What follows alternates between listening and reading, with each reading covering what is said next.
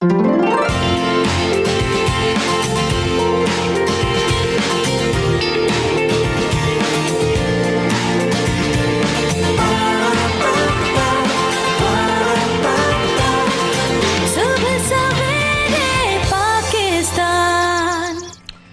Morning, अस्सलाम वालेकुम। आप हमारे साथ बराह रास्त 92 न्यूज पर सुबह पाकिस्तान में। मैं हूं माया खान। मैं हूं शाहजेब अहमद। कैसे हैं शाहजेब? मैं बिल्कुल ठीक ठाक हूं। गाड़ियां आ रही हैं, गाड़ियां जा रही हैं, गाड़ियां आ रही हैं, गाड़ियां जा रही हैं। कुछ गर्दनें यूं घूमती हैं, फिर यूं घूम रही हैं, और कुछ एकदम से जो पलटा खाया कल का, जो हमें 4 बजे का इंतजार था। और शाहजेब पर मैं तो ये सोच रहे थे कि हम क्यों ना इधर ही बैठ जाते हैं, एक पैकेट ऑफ कुछ ना कुछ खाने पीने का रख के, क्योंकि आंखें जो गड़ी हुई थी न्यूज पे। कैसा रहा कल का दिन? बिल्कुल बड़ी तब्दीलियां आ रही हैं, बड़ी तब्दीलियां हम देख भी रहे हैं, बड़े सरप्राइजेस मिल रहे हैं। किस किस्म के सरप्राइजेस हैं वो ऑलरेडी आप लोग जान भी चुके हैं, लेकिन उसकी डिटेल शेयर करना आपसे बहुत जरूरी है। जिस तरीके से हम देख रहे हैं कि वज़ीर आला पंजाब माइनस हो चुके हैं और सरदार उस्मान बुज़दार ने वज़ीर आला पंजाब के ओहदे से इस्तीफा दे दिया है। साथ में वज़ीर आला पंजाब ने वज़ीर आज़म इमरान खान से मुलाकात की, जिसमें इस्तीफा पेश किया। साथ में वज़ीर आज़म इमरान खान ने पंजाब की वज़ारत आला की पेशकश की है परवेज इलाही को। बिल्कुल ऐसा ही है, और जो कबूल कर लिया, और साथ साथ इस बात को अगर आगे लेके चलेंगे। स्पीकर पंजाब असम्बली की वज़ीर आज़म से बनी गाला में मुलाकात हुई, जिसका हम अभी जिक्र भी कर रहे थे। साथ साथ वज़ीर आला उस्मान बुज़दार का इस्तीफा परवेज इलाही साहब के सामने रखा गया, जैसे कि शाहजेब ने अभी बताया। और शाहजेब, कल जो हम बेसिकली कहीं ना कहीं वो डिस्कशंस में हम लोगों के था, हम ब्रेक पे भी ये बातें कर रहे थे कि ऐसी पॉसिबिलिटी नजर आ रही है, लेकिन होगा नहीं होगा, इस्तीफा दिया जाएगा नहीं जाएगा। उस्मान बुज़दार साहब ने एक और चीज कही, मुझे कुर्सी से कोई लेना देना नहीं है, मैं उस लालच में नहीं हूं। उन्होंने बेसिकली अपना इंप्रेशन दिखाया कि मेरी ऑनेस्टी सारी पार्टी के साथ है और इमरान खान साहब के साथ है। उन्होंने उस मोहब्बत के साथ उसका जो है वो इज़हार जरूर। साथ में वज़ीर आज़म पाकिस्तान इमरान खान ने यह भी कहा है परवेज इलाही को कि आप हमारे वज़ीर आला हैं, और अब आप का काम है कि आपने अपनी जमात को भी और हमारी जमात को भी साथ लेकर चलना है, और जो नाराज अरकान हैं उनको भी मनाना है। तो उनको ये जिम्मेदारी भी सौंपी गई है, और ये भी कहा कि आपके काम में जो है वो मैं आपको सपोर्ट करूंगा, आपको कोई इंटरफेरेंस नहीं होगी। आई थिंक ये बहुत सारी जो है वो काफी, उनका चेहरा भी काफी सेटिस्फाइड था और वो इंप्रेशंस भी नजर आ रहे थे। साथ में मैं देख रहे हैं कि मुलाकातों का सिलसिला भी चल रहा है, और जो हुकूमती इत्तेहादी हैं उनसे मुलाकात हो रही है, मुलाकातें हो रही हैं। ऑपोजिशन भी मुलाकात करने की कोशिश कर रही है, उनको मनाने की कोशिश कर रही है। दूसरी जानब हम देख रहे हैं कि हुकूमत भी मुलाकातों का उनका जो सिलसिला है वो भी जारी है। हमने देखा कि हुकूमत ने पहले हुकूमत के वफ्द ने मुलाकात की थी काफ लीग से, और अब मुलाकात हुई है एमक्यूएम के वफ्द से भी, और उसमें बहुत सारी बातें अब खबरें सामने आ रही हैं, जैसे कि एक वजारत उनको देने की भी खबरें सामने आ रही हैं, जिसकी पेशकश की गई है। तो अब इस पेशकश को कबूल कर लिया गया है या नहीं कर लिया गया है, इस पर भी आगे चलकर तफसीली बात करेंगे। और सामने कुछ ऐसी बातें भी आ रही हैं कि उनके जो कुछ मुतालबात थे एमक्यूएम के, वो भी हुकूमत ने मान लिए। बिल्कुल ऐसा ही, उनके शाह अहमद कुरैशी साहब ने कहा कि दोनों जमातों का आपस में मिलकर चढ़ने में ज्यादा फायदा है। ये बात उन्होंने साथ में कही, लेकिन वो नजर भी आ रहा था कि उन्होंने कहा हम अपना टाइम लेंगे। And I think there also, अगर पॉलिटिकली देखा जाए, एक मेरा नजरिया है, मैं गलत भी हो सकती हूँ, कि वो इस चीज को बड़ा सोच समझ के कदम फूंक के रख रहे हैं कि अभी हमने क्या करना है, क्या आया हमने हुकूमत के साथ होना है या ऑपोजिशन के साथ होना है। They are taking their own time according to लेकिन इस वक्त सबसे अहम किरदार भी एमक्यूएम का है। जब हम सीट्स के देखते हैं ना नंबर्स, तो नंबर्स देख के ये पता लगता है कि इस वक्त ऑपोजिशन को भी एमक्यूएम की जरूरत है, और हुकूमत को भी एमक्यूएम की जरूरत है। तो इसी वजह से मुलाकातों का सिलसिला चल रहा है। अब ये ऊंट किस करवट बैठता है ये तो वक्त बताएगा, और हो सकता है कुछ फैसला भी सामने आ जाए जल्दी, क्योंकि ये 1-2 दिन बड़े इंपॉर्टेंट हैं। 31 मार्च को हम देख रहे हैं कि बहस भी होने जा रही है, जो तहरीक अदम एतमाद है उस पर कौमी असेंबली में। अच्छा, भी हमने सुना है, आई एम श्योर बड़े सीनियर लोगों से मैंने सुना कि 3 दिन से ज्यादा जो है वो उसको रोक नहीं सकते, लेकिन 7 दिन से ज्यादा डिले भी नहीं कर सकते। कि 3 दिन का तो फिर वोटिंग के लिए ना, कि 7 दिन से ज्यादा, यानी कि मैक्सिमम ये भी एक बात हो रही है कि फ्राइडे तक, क्योंकि जुमेरात को है इजलास और वो 31 मार्च हो जाएगी शाम 4 बजे। तो शाहजेब और मैं तो सोच रहे बस थर्सडे को हमने शो के बाद फिर कहीं और कोई कमिटमेंट नहीं करनी, क्योंकि बहुत ही जो है वो ग्लूड होने वाला मोमेंट है, जिसमें सबकी आंखें जो हैं वो स्क्रीन पर होंगी और असेंबली की तरफ होंगी। बिल्कुल 2-3 मार्च से पहले तमाम फैसले हो जाएंगे कि क्या होने जा रहा है, लेकिन अभी जो नंबर्स की गेम है उसकी बड़ी हलचल चल रही है। साथ में आपको बताएं कौमी असेंबली के जो तारीख साज इजलास हुआ, उसमें अपोजिशन लीडर ने वजीर आजम के खिलाफ तहरीक अदम एतमाद पेश की, और पेश करने के बाद हमने देखा कि शहबाज शरीफ ने अदम एतमाद की करारदाद पढ़कर भी सुनाई। इसमें उन्होंने ये भी कहा कि ऐवान का इमरान खान पर एतमाद अब बाकी नहीं रहा है। साथ में आपको ये बताएं कि ऐवान 161 अरकान थे जिन्होंने हिमायत की और जो उस वक्त कौमी असेंबली में मौजूद थे, जिन्होंने खड़े होकर इस बात की हिमायत की कि हम तहरीक अदम एतमाद की हिमायत करते हैं। बिल्कुल ऐसे ही मैं ये पूछ रही थी, आपने वो मोमेंट देखा था जब डेस्क बजना शुरू हो गए थे तो फिर वो स्पीकर ने कहा कि शोर ना मचाएं, डेस्क ना बजाएं, वो भी नजर आ रहा था। बड़ा एकदम से मैं कह जोश आ गया था क्योंकि जब जैसे उन्होंने कहा था कि ठीक है ओके बहस शुरू की जाए, तब ये थर्सडे को होगी, ऑब्वियसली एक हफ्ते के अंदर वोटिंग कराई जाएगी जैसे शाजिब ने बताया, और 4 बजे तक जो है सेशन को मुलतवी कर दिया गया। बिल्कुल, और साथ में आपको ये बताएंगे 1 हफ्ते के अंदर इसकी वोटिंग होगी और 31 मार्च को अदम एतमाद पर जो बहस है वो शुरू होगी।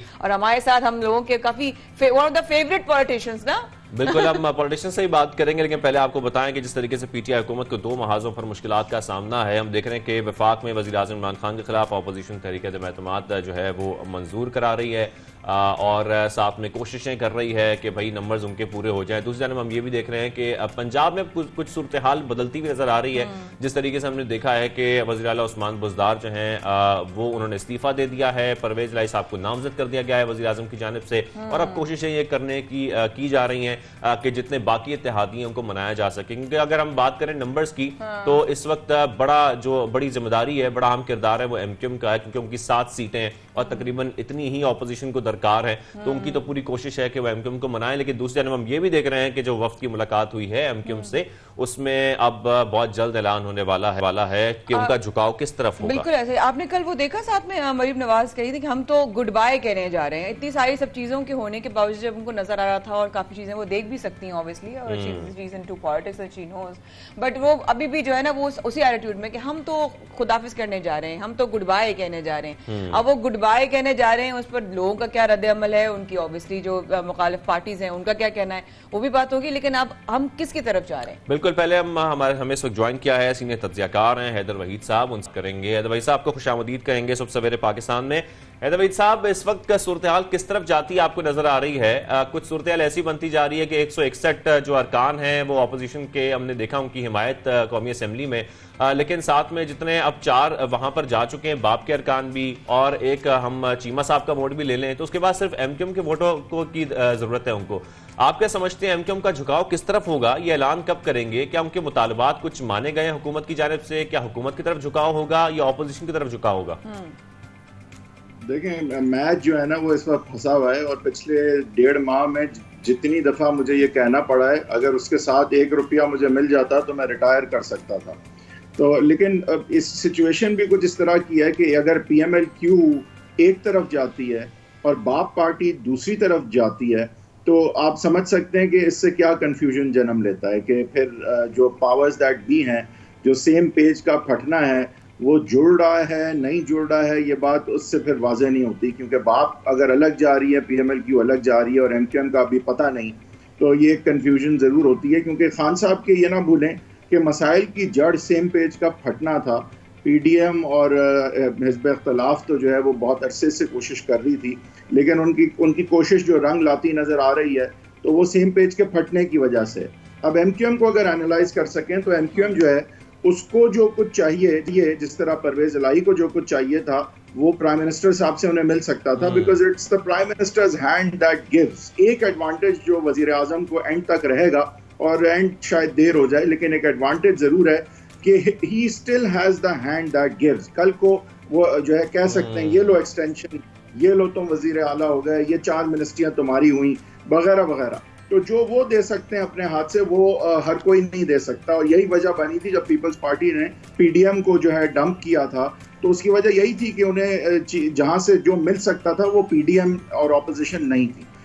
लेकिन हम दूसरी तरफ देखें कि यहाँ पे वो हैंड दैट गिव्स MQM के लिए हिज़्ब इख्तिलाफ है, PPP है, क्योंकि उन्हें चाहिए एडमिनिस्ट्रेटर कराची के, उन्हें चाहिए गवर्नरशिप में भी सिंध की, मतलब उनके मामलात रीजनल हैं, उनके मामलात सूबा सिंध हैं, और सूबा सिंध में हाथ जो देने वाला है वो जिस तरह से परवेज इलाही साहब के लिए वजीर आजम का था बेशक, लेकिन MQM के लिए शायद वो पीपल्स पार्टी का हो।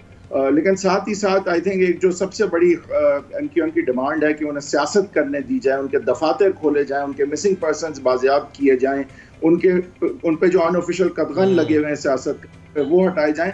तो वहाँ पे फेडरल गवर्नमेंट का और उससे ज्यादा एस्टैब्लिशमेंट का रोल हो सकता है, और वहाँ पे पीपल्स पार्टी जो एक हद तक ही उनकी मदद कर सकती है, क्योंकि पुलिस उनके अंडर आती है। तो ये मामला अगेन MQM वाइज लेकिन जिस तरीके से जी जी बिल्कुल, लेकिन एक जानब हम ये भी देख रहे हैं कि पीपल्स पार्टी ने बड़ी पेशकश की है, शायद यही वजह है कि एमक्यूएम थोड़ा डिले कर रही है। बिल्कुल, और उन्होंने वक्त भी दिया है, हम सुनते हैं हुकूमत को, जिन्होंने वक्त बल्कि मांगा है कि एक आध दिन उनको दिए जाएं एमक्यूएम की डिमांड्स पूरी करने के लिए। ऑफिशियली तो जो बताया गया है तो एमक्यूएम के डिमांड ज़्यादातर जो है वो इसी किस्म के हैं कि उनको सियासत करने दी जाए, दफातर खोले जाएं। Federal ministry ports and shipping की बात चल रही है, लेकिन ऑफिशियली इसको एक्नॉलेज नहीं किया गया है। अगेन देखें, one at hand is better than two in the bush, और ये कॉन्सेप्ट और ये प्रिंसिपल है जिस पे परवेज इलाही साहब ने जो है वजारत आला जो है वो एग्जिस्टिंग हुकूमत से लेना प्रेफर किया, ना कि क्योंकि अपोजिशन ने भी उन्हें बड़ा क्लियरली यही ऑफर किया हुआ था। लेकिन अब ये इशारा इस तरफ भी करता है कि खान साहब शायद जल्दी इलेक्शन कॉल ना करें, जो रूमर्स चल रहे हैं कि करेंगे, क्योंकि परवेज इलाही साहब ने 3 महीने के लिए तो ये बात नहीं की ना, और उनका वजीर आला भी बनना भी आसान नहीं है, उनका वहाँ इलेक्ट हो जाना भी आसान नहीं है। अब तरीन ग्रुप, अलीन ग्रुप, ये सब किधर जाते हैं, ये बहुत पिविटल है। लेकिन चौधरी परवेज इलाही का खान साहब के पास जाना इंदिया जरूर देता है कि हवा का रुख जो है वो कुछ खान साहब की तरफ चल सकता है, और तरीन ग्रुप और अलीम ग्रुप जो है वो अगर चौधरी परवेज इलाही सपोर्ट में आ गए तो आगे पीपल्स पार्टी से भी कोई बईत नहीं है कि वो किधर खड़े होंगे जब पंजाब की सियासत गर्म होगी। सही सही। हैदर भाई, अब ये बताएं, आपने ये भी क्लियर कर दिया कि ये इस तरह की सिचुएशन जो आई है ये वज़ीर आज़म की तरफ जो है उनके फेवर में जा सकती है, लेकिन कबल इस वक्त इलेक्शन का एक हिंट दिया है शेख रशीद साहब ने, तो आपकी नजर में क्या इलेक्शन होने के चांसेस बिल्डअप हो रहे हैं? जी देखें, एक तो ये है कि एक तैनाती है जो खान साहब ने करनी है, जो उनके दायरा इख्तियार में है, और वो तैनाती नवंबर में होनी है। अब इलेक्शन जो है ना वो बहुत ज़रूरी है कि फ्री एंड फेयर हो, और खान साहब जो है उनका कोई इस तरह का पेज ना फिर से जुड़ जाए जिसके बाद 2018 के इल्ज़ामात लग सकें। तो ये सारे मामलात या नवंबर से पहले इसलिए करवाए जाने हैं, ये बात अब वाजे नहीं है, जाहिर है ये सब मफरूज़ा है और इस पे वाजे बात नहीं की जा सकती। लेकिन ये जरूर है कि अर्ली इलेक्शंस एक कंसेशन खान साहब से शायद मांगा गया हो कि अगर आपने ये चीज सरवाइव करनी है और अपने टर्म्स पे जाना है, खुद अनाउंस करके जाना है, तो फिर कम से कम आप ये पूरी टर्म जो है वो उस वक्त तक ये चीज बर्दाश्त नहीं की जाएगी। ये अगेन मफरूजा है। क्या अर्ली इलेक्शंस कॉल हो सकते हैं? मेरे ख्याल से वक्त से तो पहले 100% मुझे लगता है कि कॉल होंगे। हो सकता है 3-4 माह पहले कॉल हों, लेकिन अब राय जो है वो ये है कि इसी साल कॉल हो सकते हैं। आई पर्सनली डाउट इट कि अगर खान साहब बच गए तो वो इस साल इलेक्शन कॉल करेंगे। मैं नहीं समझता कि ऐसा होगा। अगर वो यहाँ अभी नो कॉन्फिडेंस से बच जाते हैं तो फिर एक नई सियासी रियलिटी जन्म लेगी। फिर 6 माह तक कोई नो कॉन्फिडेंस उनके खिलाफ नहीं आ सकती और कोई आईनी तरीका उनको हटाने का खत्म हो जाता है। तो उसके बाद उनका क्या रवैया होगा? देखें, this is been very dirty politics. ये आप देखें, सब डील मेकिंग, डुप्लिसिटसनेस। एक ही पार्टी में एक बंदा, चीमा साहब कुछ कहेंगे, मुना सलाई कुछ और कहेंगे। एक ही पार्टी में फरोख नसीम का एक स्टांस होगा तो खालिद मकबूल का एक और होगा। एक ही पार्टी में आप देखते हैं कि जो है डिफरेंट, परवेज इलाही एक तरफ की बात करेंगे तो चौधरी शुजात दूसरी तरफ की बात करेंगे। तो ये हमने देखा है कि एक ही पार्टी में गुड कॉप बैड कॉप और इस तरह की गेमें बहुत ज्यादा इस दफा चली हैं। बिल्कुल, हमने देखा है कि हैदर साहब हम यही देख रहे हैं खासतौर पे काफ लीग में भी कि काफ लीग की हिमायत हो गई है, लेकिन काफ लीग के अंदर भी कुछ इख्तलाफात हैं, चाहे वो परवेज इलाही की बात हो, चौधरी शुजात साहब की बात हो। बहुत शुक्रिया हैदर साहब, आपने हमें ज्वाइन किया सबसे पहले पाकिस्तान में। बड़ा अहम तज्जिया आपने किया। जिस तरीके से हम सूरत-ए-हाल जाती देख रहे हैं कि एमक्यूएम का सब बड़ा अहम किरदार है। यहाँ पर छोटी सी ब्रेक लेते हैं, ब्रेक के बाद वापस आएंगे और सियासी मामलात पर डिस्कशन आगे बढ़ाएंगे।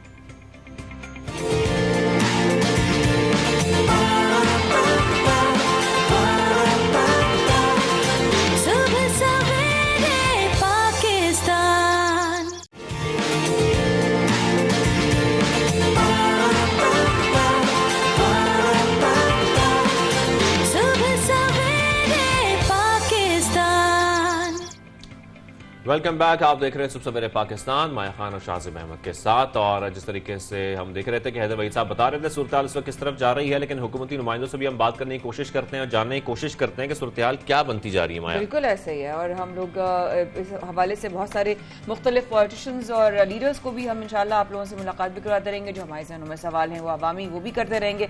हमें ज्वाइन किया है रहनुमा तहरीक इंसाफ फयाजुल हसन चौहान साहब ने। आपको वेलकम करते हैं फयाज साहब ऑन द शो।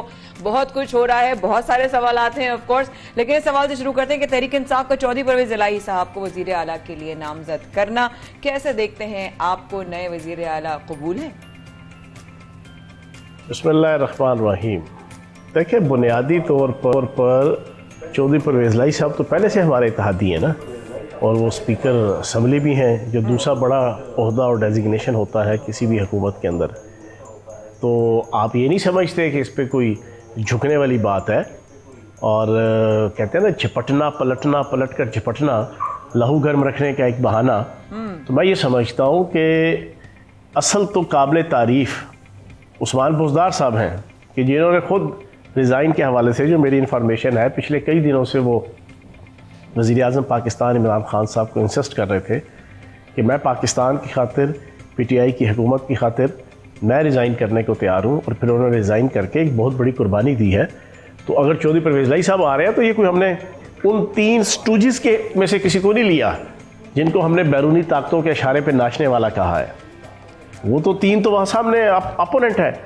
तो मैं ये समझता हूँ कि चौधरी परवेज इलाही साहब, माशाल्लाह, मैंने कल भी जो प्रेस कॉन्फ्रेंस की उसमें मैंने बड़ा कैटेगोरिकली ये बताया जब मुझसे क्वेश्चन पूछा गया उनके हवाले से, कि वो माशाल्लाह सीजन पॉलिटिशियन है। उन्होंने अपनी सारी ज़िंदगी 35-40 साल मुसलसल हुकूमतों के जो बड़े ओहदे होते हैं, साबिक वज़ीर आला रहे हैं, साबिक डिप्टी वज़ीर आज़म रहे हैं, स्पीकर असम्बली पहले भी रहे हैं, अब भी हैं, मिनिस्टर रहे हैं कई दफ़ा। तो एक तजर्बाकार लीडर हैं और हमारे पहले ही इत्तेहादी हैं। तो इंशाल्लाह अच्छे तरीके से वो चलाएंगे। क्यों नहीं काबिल कबूल होंगे? हमें तो काबिल कबूल होगा इमरान ख़ान साहब का फ़ैसला। मेरा नारा पिछले 25 दिन से जो है वो सोशल मीडिया, इलेक्ट्रॉनिक मीडिया में गूंज रहा है कि सुलह हो कि जंग हो, इमरान खान के संग हो, सब हमें पसंद है, खून हो के रंग हो। तो जनाब इमरान खान साहब ने जो फैसला किया, सर आंखों पे इंशाल्लाह। तो फयाज साहब, आप ये बताएगा, फिर जो हुकूमत के खिलाफ बैरूनी साजिश हो रही थी, क्या परवेज इलाही की सीट कबूल करने के बाद वो खत्म हो गई है या अभी भी मंडला रही है? देखें, जो बैरूनी साजिश है, मैं ये बात बड़े फ़ख्र से कहूँगा कि पाकिस्तान के पॉलिटिशियंस में से या हुकूमती MPAs, MNAs, मिनिस्टर्स में से मैं पहला बंदा हूँ जिसने आज से 20 दिन पहले एक डॉक्यूमेंट शेयर करके सबसे पहले इसको डिस्क्लोज़ किया था। फिर कोई 10 दिन बाद मैंने एक दूसरा डॉक्यूमेंट, एक NGO जो ऑफ शूट्स हैं बैरूनी ताकतों की, उसका मैंने एक लेटर जो है वो डिस्क्लोज़ किया था अपने सोशल मीडिया अकाउंट्स के ज़रिए से, ट्विटर, फेसबुक, जो बड़ा वायरल हुआ था, दोनों डॉक्यूमेंट्स। और वो अलग बात है कि पाकिस्तान की मीडिया में बैरूनी ताकतों के अशारों डॉलरों पे नाचने वाले जितने तजिया निगार थे, उन्होंने मेरे खिलाफ ट्वीट किया था, उसके ऊपर बड़े ठट्ठे बांधने की कोशिश की थी। लेकिन बात सारी आखिरी 8, 10, 15 दिनों में बच्चे को पता चल गई कि पीछे कहानी क्या है। तो बैरूनी ताकतों के इशारे पे तो ये मौलवी फजल रहमान और असूल की नाम पे वसूल की सियासत करने वाला मौलवी फजल रहमान, 73 के आइन के तनाजुर में 74 किस्म की करप्शन ईजाद करने वाला और तौर तरीके ईजाद करने वाला ये मौलवी फजल रहमान, बिल्कुल ये उन स्टूजेस में से एक है। फिर ये चेरी ब्लासम वाली सरकार और ये मकसूद चपरासी वाली सरकार, शहबाज शरीफ जो एचकन सिलाए फिर रहे थे, अब आप 2-4 दिन बाद देखिएगा उसी एचकन की जो है वो निकरे बनेगी। और आपका ये जो छोटू जरदारी और आसिफ जरदारी है, ये बिल्कुल उनकी बैरूनी ताकतों के इशारे के ऊपर जनाब ये नाच रहे हैं, कूद रहे हैं। लेकिन अब अल्लाह पाक के करम से 24 घंटों के अंदर आपको 100% क्लियर पता चल जाएगा कि ये सारी की सारी साजिश नाकाम होगी और इमरान खान साहब और PTI सुरखरू होकर निकलेगी। लेकिन फयाज साहब, अब काफली की ऑब्वियसली वो सिचुएशन देखते हुए, फायदा देखते हुए, तो MQM अगर कोई ख्वाहिश का जो है वो इजहार करे या इस तरह करके, क्योंकि अगर सिंध की तरफ से कोई बड़ी कुर्बानी जा रही है तो सवाल ही उठता है कि गवर्नर साहब मतलब महफूज है? देखें, इस पे तो पार्टी की लीडरशिप जो फैसला करेगी, उनको कोई मिनिस्ट्री देनी है, उनके साथ कोई और मामला डील करने हैं तो पार्टी को करना चाहिए। हमारे इत्तेहादी हैं और इस मौके पे कि जब करोड़ों हाँ रुपये, अरबों रुपये बैरूनी ताकतों के और हराम के माल के वो ये 3 स्टोरेज इस्तेमाल कर रहे हैं, ये 3 कठपुतलियाँ इस्तेमाल कर रही हैं और जमहूरियत के हुस्न को दागदार कर रही हैं, जमहूरियत की जवानी को जो है वो एक इंतहाई घटिया और गलीज़ बढ़ापे में जो है ना वो कन्वर्ट कर रही हैं। ऐसे मौके पे एक लीगल वे के अंदर इत्तेहादियों को एडजस्ट करने के हवाले से कोई भी फैसला पार्टी लीडरशिप करेगी। फयाज साहब, जिस तरीके से हम देख रहे हैं कि एक जानिब तारिक बशीर चीमा का इस्तीफा, शाहजैन बुगटी और फिर नाराज अरकान भी वहीं के वहीं हैं, एमक्यूएम का कोई फैसला सामने आया नहीं है, तो थोड़ा सा ये बताइएगा कि पीटीआई के फिर नंबर गेम इस वक्त कहाँ खड़े हैं, क्या है? देखिए, जहाँ तक तारिक बशीर चीमा की बात है, मेरी उनसे कोई मुलाकात उठना बैठना तो नहीं है, लेकिन जो उसको सुना है, जो देखा और जो मैं चौधरी बिरादरान के साथ मेरा 22-25 साल का ताल्लुक़ है और उनके साथ जो उनका रिलेशन है, मैं ये समझता हूँ कि वो वज़ादार आदमी हैं। तारिक बशीर चीमा गुस्से में है इस वक्त, शायद उनकी सोच, उनकी आइडियालॉजी के मुताबिक फ़ैसला नहीं हुआ, लेकिन वो इतने बदलिहाज आदमी नहीं है। अपना गम और गुस्सा निकालने के बाद वो चौधरी बिरादरान के साथ एक प्लेट पे खाया हुआ है, एक दूसरे के मोहसिन हैं। चौधरी शुजात साहब, चौधरी परवेज़ लाई साहब उनके मोहसिन हैं, तो वो आ जाएंगे वापस, वो कहीं जाते नहीं इंशाल्लाह, जना वो साथ ही होंगे। अच्छा साहब, ये बताएं कि अब तरीन ग्रुप और अलीम खान साहब की भी बात करते हैं। अब वजीर आला बनने के बाद अब ऊंट किस करवट बैठेगा? मसला उस्मान बुज़दार साहब ही हैं या कोई और आपकी नज़र में बात है? अच्छा, एक जो है ना वो नून लीग वाले कल से ढकोसला चला रहे हैं, जनाब हम अलीम खान को कैंडिडेट बना देंगे, हम ये कर देंगे। मैं तो इनकी अक्ल पे मुझे मातम करने को जी चाहता है। जनाबे वाला अलीम खान कैंडिडेट नहीं बन सकते अनटिल अनलेस के पीटीआई उनको बनाए, अनलेस के वो उनको पीटीआई बनाए। वो किसी दूसरी पार्टी की तरफ से कैंडिडेट आ ही नहीं सकते कानूनी तौर पे, आईनी तौर पे, और ना वो आएंगे। अलीम खान भी एक वज़ादार आदमी है और एक अच्छा इंसान है, और वो कोई वज़ारत आला के लिए नहीं, उनका अपना एक गम और गुस्सा है, उनको एप्रीहेंशन रिजर्वेशंस हैं। तो ये अब नून लीग वाले जो है ना वो ढकोसले निकालना बंद कर दें, बुरे तरीके से फ्लॉप हो गए हैं। अफसोस उन गुंशों पर के जो बिन खिले मुरझा गए। इस जनाब पंजाब के अंदर अदम एतमाद आते ही है ना उनके सर पे ऐसे ओले पड़े हैं कि अब उनको समझ नहीं आ रही, उनके ओसान ख़ता हुए हैं, उनके जनाब तोते उड़े हुए हैं और उनके होश भी उड़े हुए हैं। तो इस किस्म की बवैलियाँ मार रहे हैं जी कि हम अलीम खान को ले आएंगे। अलीम खान साहब लीगल कॉन्स्टिट्यूशनली बन ही नहीं सकते क्योंकि वो पीटीआई के टिकट से हैं, वो बल्ले के टिकट से हैं। तो ऐसा वज़ीर आला का कैंडिडेट कैसे हो जो वज़ीर आला बनते सारी नाहल हो जाए, ठीक है ना। और दूसरी बात यह है, जहांगीर तरीन ग्रुप का एक ही मुतालबा था, वो सारे मेरे कोलीग या भाई है, मिनिस्टर कोई MP है, उनका एक मुतालबा था, चलो गलत था ठीक था, मेरी अपनी ज़ाती राय हो सकती है, लेकिन उनका मुतालबा पूरा हो गया। फैज़ साहब ये बताइएगा मुझे कि मुखालिफिन ये कह रहे हैं कि उस्मान बुज़दार साहब को कारकर्दगी की बुनियाद पर नहीं हटाया गया, खान साहब ने अपनी सीट बचाने के लिए उनकी कुर्बानी दी है। आप क्या समझते हैं इसमें कितनी सदाकत है, कितनी सच्चाई है? क्या वज़ीर आज़म पाकिस्तान इमरान खान उस्मान बुज़दार की कारकर्दगी से मुतमईन थे? जनाबे वाला, अब ये जितने मुंह उतनी बातें, वो आपने वो खोते और माँ बाप वाले वाक़या सुना हुआ ना कि दो माँ बाप जो है खोते को लेके जा रहे थे, वो दोनों सवार थे, रास्ते में किसी ने देखा देखो कितने जालिम बाप बेटा है, लिसा या खोता होते दो सवार ने। वो बेचारा बेटा शर्मिंदगी से नीचे उतर गया, उसने कहा अब्बा जी तुसी बैठो तो मैं थोड़ी जनाब नकेल पकड़ के जनाब खोते दी मैं चलता हूँ। कुछ आगे गए तो बंदों ने कहा देखो यार बाप कितना जालिम है, पुत्र को जनाब पैदल चला रहा है और ख़ुद खोते की सवारी के मज़े ले रहा है। वो बाप शर्मिंदा हुआ, उसने बेटे को पुत्र तू बह जा।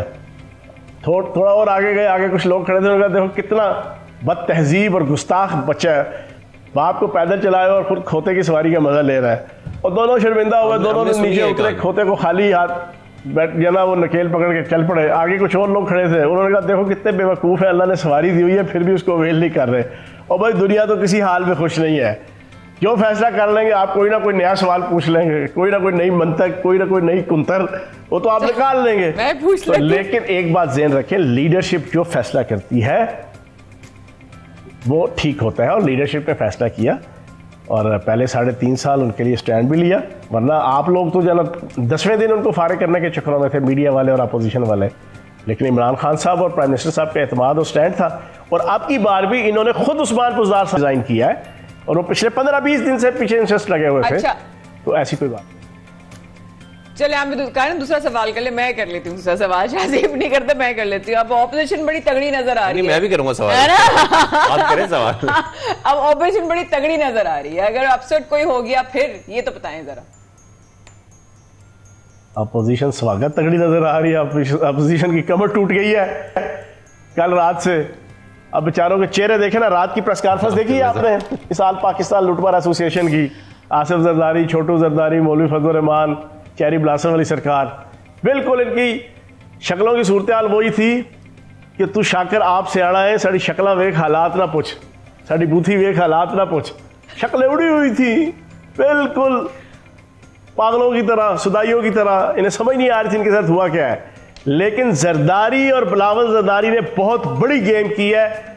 ये मैं आज की ब्रेकिंग आपको दे रहा हूं और मैं पिछले 20 दिन से ये बात कर रहा हूं कि पीपल्स पार्टी ने और जरदारी ने नून लीग के साथ वो की है जो आज से 3 दिन बाद उधर जनाब सुल्तान मफरूरुद्दीन और तुगरुल सर पकड़ के बैठेंगे और इधर ये पूरा टब्बर हमजा शहबाज और बेगम सफदर अवान और ये चेरी ब्लासम वाली सरकार, ये अगली 2 दहाइयां नहीं भूलेंगे कि पीपल्स पार्टी ने और जरदारी ने के साथ क्या गेम की है। ठीक है फयाज हसन चौहान साहब, आपकी राय हमारे पास आ चुकी है, बहुत शुक्रिया आपने हमें शो में ज्वाइन किया। छोटे से वक्फे के बाद अभी हाजिर होते हैं, बस प्लीज डू स्टे विद अस।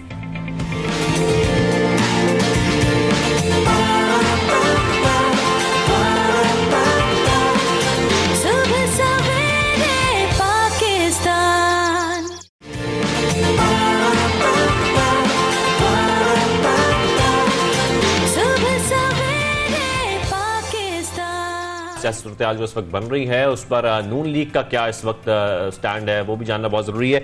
हमें इस वक्त सुबह सवेरे पाकिस्तान में ज्वाइन किया है एक्स गवर्नर सिंध हैं और मुस्लिम लीग नून के रहनुमा मोहम्मद जुबैर साहब। मोहम्मद जुबैर साहब को खुशामदीद कहेंगे सुबह सवेरे पाकिस्तान में। सर सबसे पहले तो मैं आपसे ये जानना चाहता हूं कि वज़ीर आला पंजाब का इस्तीफा, फिर हम देख रहे हैं चौधरी परवेज लाई को वजारत आला की पेशकश हुई है, क्या हुकूमत ने अपने नंबर्स महफूज कर लिए? आप ये समझते हैं कि उनके नंबर्स पूरे हो चुके हैं? नहीं, मेरा ख्याल है अभी तो फार फ्रॉम इट, बड़ा सिंपल था ना, 172 केस है कि 172 कौन पूरे करता है। और ऑपोजिशन के लिए बिल्कुल अगर आप बेसिक मैथ की कैलकुलेशन करें तो उसके लिए फार इजियर है, क्योंकि अगर अभी आप कल बाप पार्टी ने अपने अनाउंस कर दिए 4 हैं उनके वो मेंबर्स, और अगर आप चीमा साहब को ले जो PMLQ के हैं, बावजूद इसके कि PMLQ ने परवेज लाई ने एक्सेप्ट कर किया उनकी PTI की ऑफर, तो वो मिलाएं तो 5 वो हो जाते हैं, और मुफ्ती साहब को मिलाएं तो फिर एक और हो जाते हैं जो कि पहले हुकूमती पेंशन पर बैठते थे। अब हम बात कर रहे हैं सिर्फ 3-4 मेंबरान की एडिशनल, अभी हम जिसमें पॉसिबिलिटी है MQM की, जिसमें पॉसिबिलिटी है 20 मेंबरान ऑफ PTI की, और उसमें 3-4 तो बिल्कुल आपके सामने नूर आलम, राजा रियाज वगैरह, वो तो पहले से ही अगेंस्ट थे, वो कोई इस नो कॉन्फिडेंस मोशन के हवाले से आके हमारे साथ नहीं खड़े हुए। तो आई डोंट थिंक तो उनके लिए PTI के लिए आसान होगा, क्योंकि इसके 2 पॉइंट्स हैं, प्लीज अंडरस्टैंड। अगर बहुत बड़ा इफ मैं कह रहा हूँ कैपिटल लेटर से कि ऑपोजिशन अपने 172 नहीं कर सकती, तो हुकूमत को फिर वोट ऑफ कॉन्फिडेंस तो लेना होगा ना, because he has to show that he enjoys the confidence of the majority of the house of 3 out of 341। और उसमें मैं आपको ये बता दूं कि जब उनको वोट ऑफ कॉन्फिडेंस देना होगा, तो चाहे ये जो भी थ्रेट देते हैं PTI के मेंबरान को कि जी वो आप डिस्क्वालीफाई हो जाएंगे, वो उनमें से तो ज्यादातर नहीं देंगे। तो it's going to be Zubair साहब आप नंबर्स गेम की जो बात कर रहे हैं उसमें अगर हम ऑपोजिशन इत्तेहाद का खासतौर पर नंबर देखें तो 161 की हमने हिमायत देखी, खासतौर पर अभी कौमी असेंबली में जो वहां पर मौजूद थे। उसके बाद आप जिक्र कर रहे हैं बाप पार्टी का, तो 4 अरकान वहां से आ जाएंगे, शाहजैन बुख्ती का वोट है, चीमा साहब का वोट आ जाता है, तो ये तकरीबन 167 के राउंड बनते हैं। उसके बाद भी आपको 5 वोट दरकार हैं। MQM ने अभी तक कोई फैसला नहीं किया है, अभी तक MQM की तरफ से बाकायदा तौर पर कोई भी ऐलान नहीं किया गया है, हुकूमती वफ्द की मुलाकात हुई है। आप समझते हैं आपके ये नंबर्स पूरे हो जाएंगे 172 के? देखिए, हम ज्यादा कॉन्फिडेंट हैं। जाहिर है जब तक आप फिनिशिंग लाइन क्रॉस नहीं करते हैं उस वक्त तक आप सेलिब्रेट करते हैं, तो इट इज अ चैलेंज।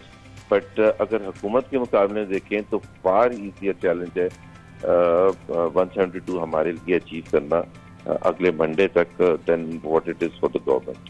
तो हम बहुत पुरुम्मीद हैं इंशाल्लाह ताला, और ये सियासी अखाड़े में खेल खेलना चाहिए, ना इसका रिलीजन से ताल्लुक है, ना किसी को डराने धमकाने की बात करनी चाहिए, ना ही वो जो वजीर आजम साहब बार बार यूज करते हैं कि जी ये भाग कर बातिल की जंग है। ये एक पॉलिटिकल गेम है, नो कॉन्फिडेंस मोशन आइन का हिस्सा है और हमने कोई गैर आइनी काम नहीं किया। एंड प्राइम मिनिस्टर लाइकवाइज आइनी तरीके में रहते हुए अपना जो भी वो कन्विंस करना चाहते हैं, जितने भी मेंबरान को कन्विंस करना चाहते हैं अपनी तरफ लाने। बिल्कुल सर, तो बहुत शुक्रिया जुबैर साहब। तो एक मुझे as a personally I feel के पॉलिटिक्स में, जैसे कि वहीद साहब भाई ने भी ये कहा कि एक बहुत बड़ा जो है ये एक सिनेरियो है जो क्रिएट हो रहा है, एंड आई बिलीव कि एक बहुत बड़ा पैराडाइम शिफ्ट आने वाला है पाकिस्तान की पॉलिटिक्स में। बिल्कुल, बट देन अगेन आगे क्या होगा ऑब्वियसली, लेकिन प्रोग्राम में भी आगे बहुत कुछ होना है। बिल्कुल, सियासी मामलात का जैसे कि हम बात कर रहे हैं और माया भी जिक्र कर रही है कि बहुत बड़ा एक वाकई एक शिफ्ट आ रहा है, और जैसे कि कबल अज़ वक्त इंतखाबात की भी बात की जा रही है।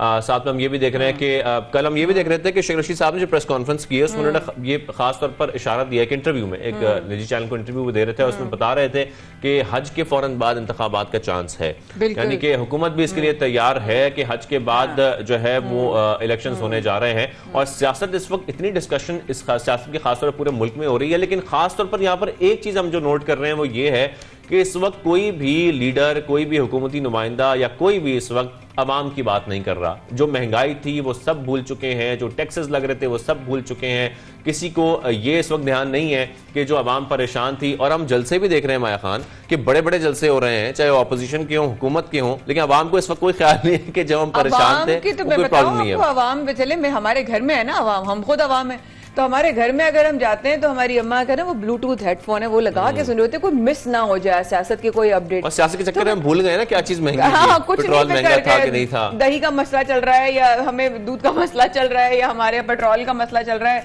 या बिल जो है वो भी पे करने, उसका कोई मतलब, बस मुल्क का क्या होने वाला है, मुल्क की सियासी हालात क्या चल रहे हैं इस वक्त, न्यूज में क्या हो रहा है, ये तमाम चीजें ऑब्वियसली देखें। जब एक हमारा मेरा आपका हम सब का फ्यूचर जो है वो जुड़ा हुआ है, इस तरह से हमने वोट्स दिए हैं, हमने जाकर अपना as Pakistani as a citizen हमने फर्ज अदा किया है, तो हमें ये होता है कि हम एक तो वोट देते हुए हाथ कांप रहे होते हैं, ऐसे आप कसम नहीं खा रहे होते, वो ऐसा होता है कि आप जिसको वोट डाल रहे हो क्या वो आपके मुल्क के लिए अच्छा है, मुस्तकबिल का फैसला कर रहे हो, इसलिए आपका वोट डालना बहुत इंपॉर्टेंट है। और जब अगर देखिए कबल अज़ शेख रशीद साहब ने कहा है, अगर साइन है, अगर फर्ज करें अगर नजर भी आ रहा है और इलेक्शंस होते भी हैं, तो पहले से ज्यादा जो लोग पहले नहीं गए थे उनको मतलब एज अ पाकिस्तानी मैं कहूंगी प्लीज गो एंड वोट।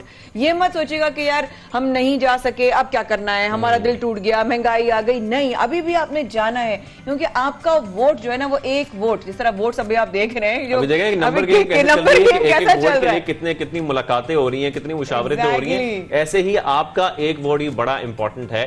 तो ये तो हम देखेंगे आगे चलकर सियासी मामला, क्योंकि अब देख रहे हैं सियासी गर्मी भी चल रही है और बहुत जल्द जो तरीके एतमाद पेश की गई है उस पर बहस भी होने जा रही है 31 मार्च को। पाकिस्तान की बात हो रही है, पाकिस्तान का फ्यूचर की बात हो रही है, पाकिस्तान के लिए जो लोग काम करते हैं उनकी बात हो रही है। हम लोग पाकिस्तानी खिदमत कर रहे हैं, हम भी कोशिश करते हैं कि रोज आप लोगों के साथ बैठ कर कुछ ना कुछ वो चीज, वो हालात और कुछ भी ऐसी चीज जो हमें मौसूल हुई है या हमारे किसी अपने ने कुछ हासिल किया है, कोई एजाज किसी को मिला है, तो क्यों ना अप्रिशिएट। बिल्कुल, हम जिक्र कर रहे हैं लेजेंड क्रिकेटर जावेद मियादाद बाज़ाब्ता तौर पर जो पीसीबी हॉल ऑफ फेम का हिस्सा बन चुके हैं। और जावेद मियादाद साहब, हम चाहे शाहजहां का छक्का हो या कुछ भी हो, हम उनको हमेशा याद रखते हैं, उनकी जो खासतौर पर जो उनकी सर्विसेज हैं, जो उनकी कंट्रीब्यूशंस हैं मुल्क के लिए, उसके लिए भी उनके पास ये अब एक और एजाज उनकी कह लें कि उनके लिए शामिल हो चुका है। बिल्कुल ऐसा है, और वो है फख्र पाकिस्तान का, बिल्कुल फख्र पाकिस्तान है। और इमरान खान साहब के साथियों में से हैं। 1975 का वर्ल्ड कप 18 साल की उम्र में खेला और फिर इमरान खान की क़यादत में ऑस्ट्रेलिया में 1992 में, जैसे कि आपने बताया, वर्ल्ड कप जीता, जो हम कभी नहीं भूल सकते, वो वर्ल्ड कप हम कभी भी नहीं भूल सकते। तो पहले उनके क्या जज्बात हैं मियादाद साहब के, वो जान लेती हैं। मियादाद साहब, आपको खुशामदीद कहेंगे सबसे पहले पाकिस्तान में। सर, सबसे पहले तो बताएं, हॉल ऑफ फेम का हिस्सा बन गए हैं, क्या एहसासात हैं, क्या जज्बात हैं आपके, खासतौर पर जब आपको इस अवार्ड से नवाजा गया? देखिए, बड़े जज्बात तो मैं यही कहूँगा कि जो भी प्ले या आप या कोई भी प्रोफेशन में किसी भी शख्स को या जो भी होता है उनको जब जो कोई चीज मिलती है ना, वो एक बड़ा ऑनर होता है। तो पता है ये ऐसे ही नहीं मिलता, ये मिलता इसीलिए है कि जितनी भी बड़ी बड़ी ऑर्गेनाइजेशन है या कोई भी ऐसे जैसे पाकिस्तान देता है, ये देता, एक आपकी जो सर्विसेज है रिकॉग्नाइज किया हुआ होता है, और वो एक लोगों को दुनिया में उजागर करते हैं। वो इसलिए कि आपका जो मुकाम है वो इतना अच्छा है कि आपका जो आपको चीजें मिली है वो दुनिया में जाएंगी तो लोग और बच्चे खास तौर इन चीजों को फॉलो करें।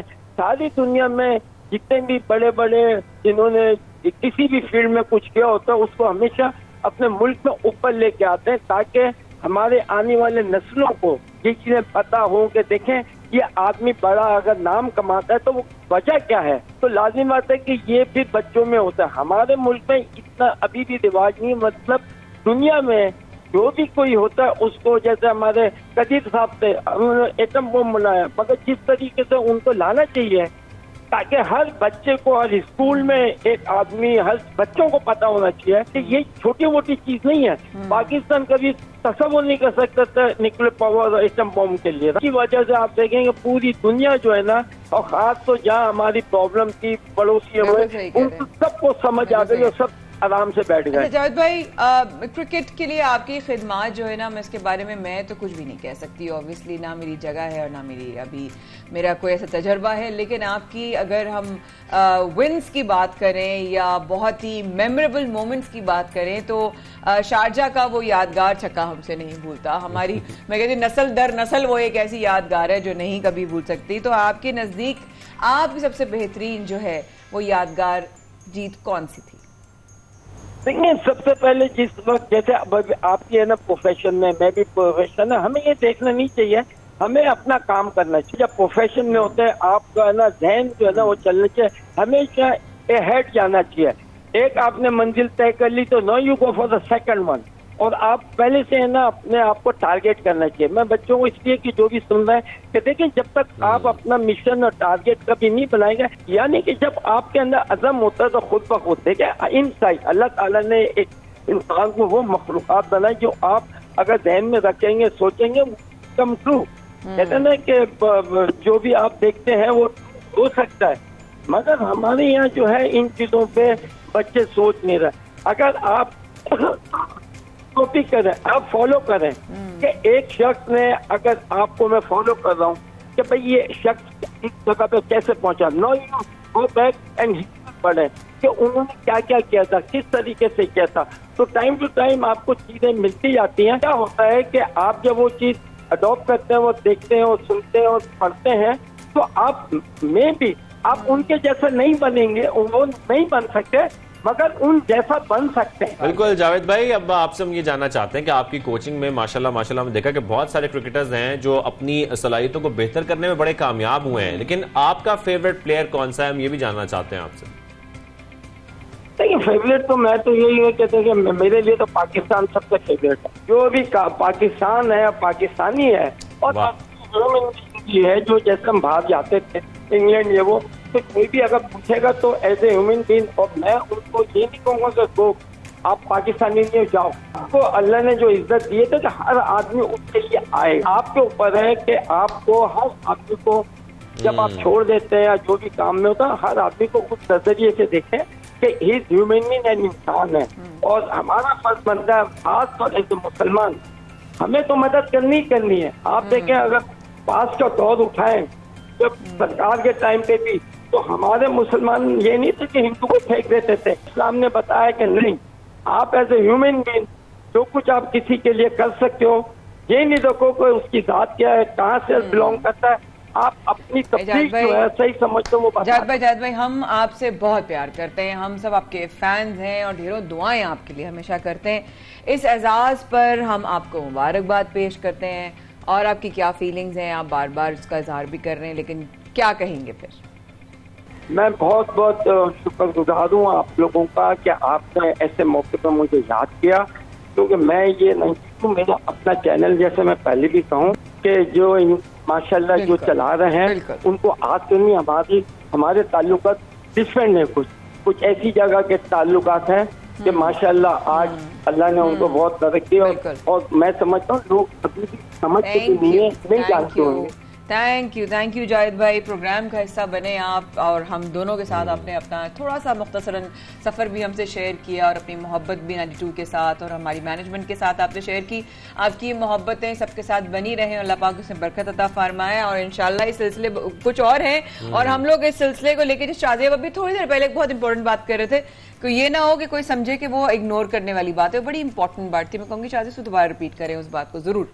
बिल्कुल। और जो अब बात हम ब्रेक से पहले कर रहे थे वो कर रहे थे अवाम की, क्योंकि जिस तरीके से हम देख रहे हैं कि 2 हफ्ते से जब से ये तहरीक एतमाद खासतौर पर इसकी एक सियासी गर्मा गर्मी शुरू हुई है, उसके बाद हम मुल्क की सियासत के अंदर सब कुछ भूल गए हैं। खासतौर पर हम देख रहे हैं कि हुकूमत और अपोजिशन सबकी तवज्जो इस वक्त जो है वो एक ही जानिब है। जो अपोजिशन है हम देख रहे हैं कि वो कोशिश कर रहे हैं वजीर आजम की तब्दीली की, और जो हुकूमत है वो कोशिश कर रहे हैं वजीर आजम की बका की।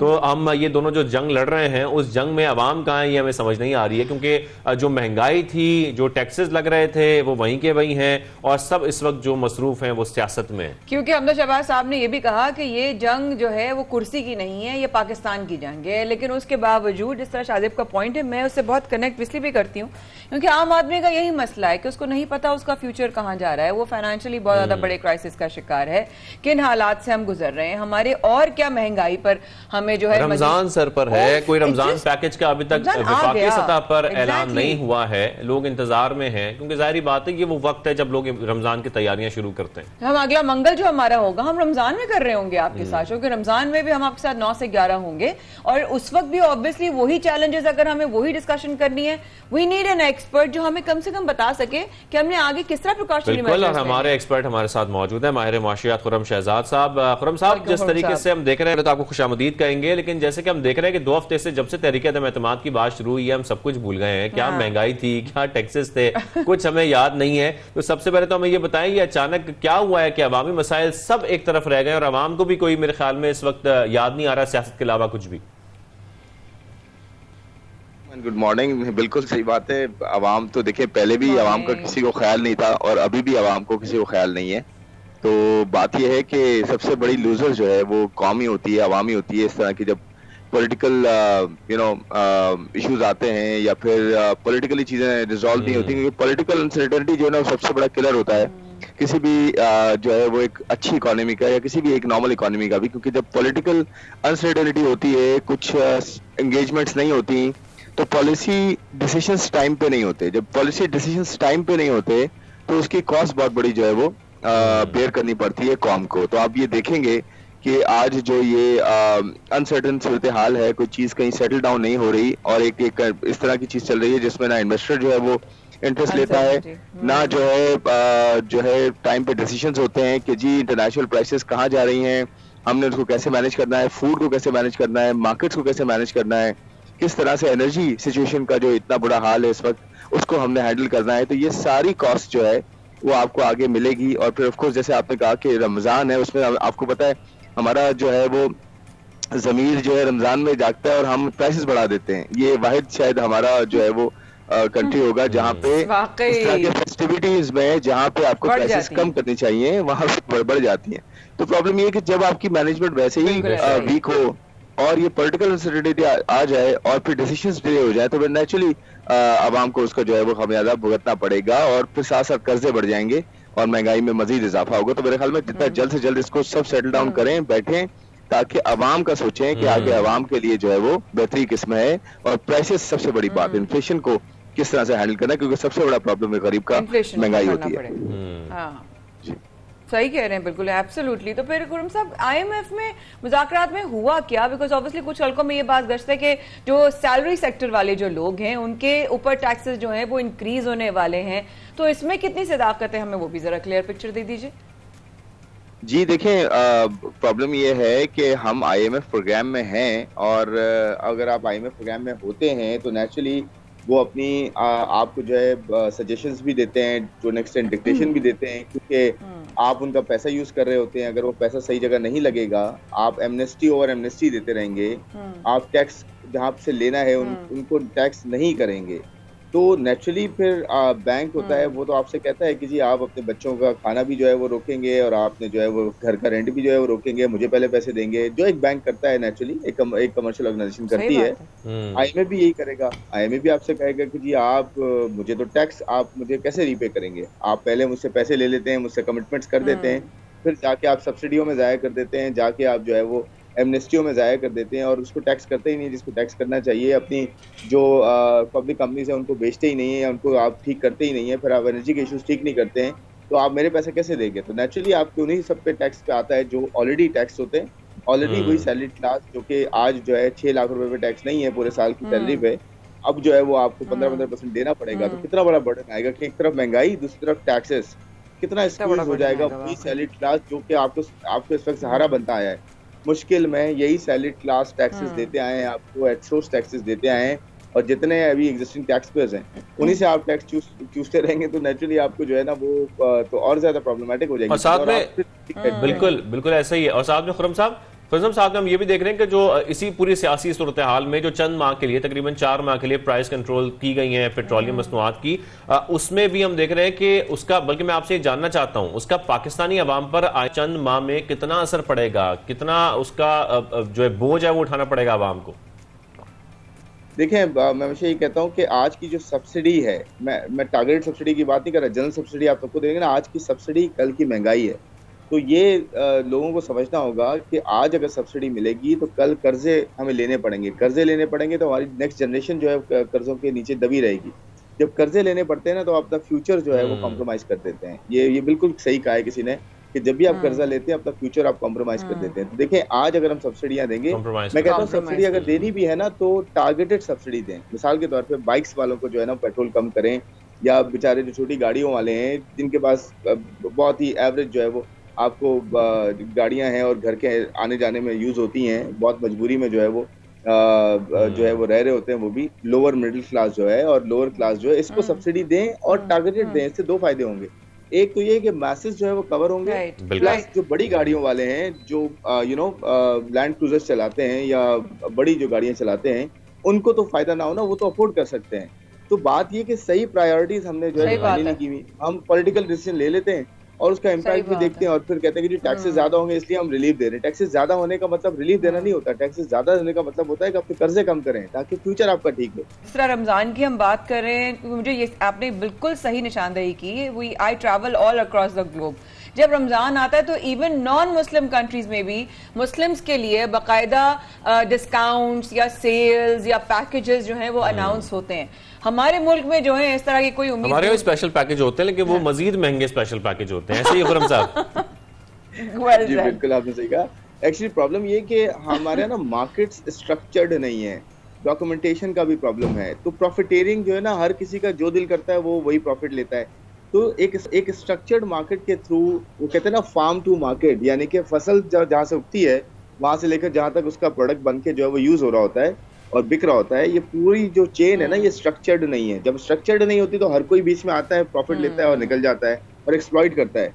आप देखें ना आपके माफियाज कौन कौन से हैं, आपके फूड के माफियाज इतने बड़े बड़े हैं, आपके चीनी के माफियाज हैं और बहुत सारे माफियाज हैं आपके यहाँ। तो प्रॉब्लम ये है कि हमें स्ट्रक्चर करना पड़ेगा और इशू हमारा ये कि जो है स्ट्रक्चर करने वाले हैं, कानून बनाने वाले हैं, वो खुद बेनिफिशियरी हैं, तो कौन करेगा? तो कॉन्फ्लिक्ट ऑफ इंटरेस्ट को हमें खत्म करना होगा। जब कॉन्फ्लिक्ट ऑफ इंटरेस्ट को हम खत्म कर देंगे, स्ट्रक्चरल इशू है ये, तो आपकी ये महंगाई जो है ये आपको कम होती हुई नजर आएगी नेचुरली। अभी भी आप देखें कि आपके पास अच्छा खुर्रम साहब, यहाँ पर मैं बिल्कुल जी बिल्कुल कंटिन्यू कीजिएगा खुर्रम साहब। जी मैं कह रहा हूँ कि देखें, बस मेरा लास्ट पॉइंट ये था कि आप जो मार्केट है उसको स्ट्रक्चर नहीं करेंगे तो हर कोई प्रॉफिट लेगा, हर कोई। आप देखें, अगर 10 रुपए पेट्रोल पे बढ़ते हैं तो एक फीकस जो है बंदा जो है फीकस जो है वो 10 रुपए बढ़ाए जाते हैं। और कितना प्रॉफिटेरिंग है ट्रांसपोर्ट के सेक्टर में, कितनी एक्सप्लॉयटेशन है ट्रांसपोर्ट के सेक्टर में, क्योंकि अल्टरनेट नहीं है हमारे पास पब्लिक ट्रांसपोर्ट। तो प्रॉब्लम ये अल्टरनेट नहीं है, कॉन्फ्लिक्ट ऑफ इंटरेस्ट है, मार्केट स्ट्रक्चर्ड नहीं है, ये सब चीजें नहीं होंगी। आपके यहाँ हर जो है त्योहार पे जो है आपको दिखा जाएगा। बिल्कुल प्रॉब्लम ये कि स्ट्रक्चर्ड नहीं है। लेकिन खुर्रम साहब, साथ में मैं आखिर में आपसे ये जानना चाहता हूं कि इस वक्त जो पॉलिटिकल सिनेरियो चल रहा है, जो इंस्टेबिलिटी हम अगले कुछ चंद माह में देख रहे हैं, आप बड़ी गहरी नजर रखते हैं। आप क्या समझते हैं कि अवाम के लिए परेशानियां बढ़ेंगी, महंगाई बढ़ेगी, पॉलिटिकल इंस्टेबिलिटी की वजह से परेशानियां मजीद बढ़ जाएंगी अवाम के लिए, खासतौर पर अगर हम 2022 की बात करें? बिल्कुल बढ़ेंगी, दो राय बिल्कुल नहीं है इसमें, क्योंकि इंटरनेशनल प्राइसेस ऑयल की जो है वो $110 $120 के पास घूम रही हैं। जब तक ये ऑयल प्राइसेस नीचे नहीं आती उस वक्त तक आपकी परेशानियां बढ़ेंगी, क्योंकि एनर्जी बहुत बड़ा प्रॉब्लम है हमारा और एनर्जी की कॉस्ट बहुत बड़ी प्रॉब्लम है। और फूड उसी से जो है लिंक होकर फिर उसकी भी प्राइस जो है बढ़ती है। ओवरऑल फूड और एनर्जी की जो है इन्फ्लेशन बढ़ेगी। ये अगले 4-6 महीने में नहीं होगा कुछ भी, जब तक कोई नई गवर्नमेंट आके या यही गवर्नमेंट अगर सर्वाइव करती है तो जो है वो वॉर फुटिंग पे प्रायोरिटीज को जो है वो हैंडल नहीं करती, पहले इन्फ्लेशन को जो है वो हैंडल नहीं करती। प्रॉब्लम्स बढ़ेंगी डेफिनेटली। राइट खुरम साहब, मुझे आपसे एक बहुत जरूरी सवाल करना था और एक खवातीन के पॉइंट ऑफ व्यू से करना था कि अभी जब इस तरह आप महंगाई की बात कर रहे हैं और ऑब्वियसली बेसिक्स ही वो नहीं होती, लेकिन एक चीज बड़ी बेसिक है, वो खवातीन की शॉपिंग है जो बड़ी अफेक्ट हो जाती है। जिस तरह शाहजेब ने बिल्कुल सही कहा कि रमजान में बढ़ जाती हैं सारी चीजें। तो अगर आप क्या समझते हैं, आप क्या मैसेज देना चाहेंगे कि क्या लोग अगर इंडिविजुअली बेसिस पर खवातीन के लिए या लोगों के या बच्चों के लिए अगर कुछ वो डिस्काउंट खुद से क्रिएट कर सकें तो क्या ऐसा पॉसिबल है? जी बिल्कुल पॉसिबल है, क्यों नहीं पॉसिबल। देखें, ये तो अपनी कॉल है, ये अपना डिसीजन है और इसमें बिल्कुल ये होना चाहिए, क्योंकि अगर ये हमारा तबका जो है इस तरह से डिस्काउंट देता है और एक खास जो है वो कैटेगरी क्रिएट करके उस पे जो है कोई रिलीफ देता है तो व्हाई नॉट, मेरे ख्याल में बिल्कुल होना चाहिए, क्योंकि इससे जो है ना काफी हद तक जो है वो जो हमारे शॉपिंग का बहुत बड़ा हिस्सा होता है वो काफी हद तक जो है वो मैनेजेबल हो जाएगा। तो डेफिनेटली ये होना चाहिए। आई एग्री विद दैट, बिल्कुल। Thank you so much, Khurram Saab, for being part of the show. It was a pleasure having you. Thank you so much for your time. खवातीन हज़रात, छोटा सा वक्फा लेते हैं। सुबह सवेरे पाकिस्तान में शाहजेब और माया कर रहे हैं आपको इंतजार। प्लीज डू स्टे विद अस।